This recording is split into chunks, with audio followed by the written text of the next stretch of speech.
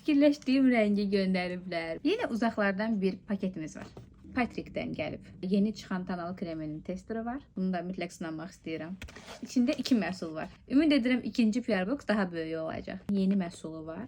Bu deyəsən mənim fikirləşdiyim rəngidir. Belə bir gözəl qablaşması var. Qırmızı ənliklər çox trend oldu. Düşünürəm ki, deyəsən ilk dəfə mən onlarda görmüşdüm qırmızı ənliyi. Çox gözəl. Biri tozdur, biri isə belə bir krem ənlik var. Yoxdur belə bir şey. Çox gözəldir. Öz fırçalarını da göndəriblər. Belə 2 başlıqlı fırçası var. Bir başlığı bu formada, digər başlığı isə belə bir formadadır. Ənlik üçün ən çox istifadə etdiyim başlıq məndə belə bir formalı başlıqdır. Çox qəşəng rəng tonu var. Biraz az qorxuram çox istifadə etməyə. Bir dənə bunun tonuna, teksturasına baxın. Necə gözəldir, çox gözəldir. Biraz çox olanda belə olur. Belə bir krem ənlikdir.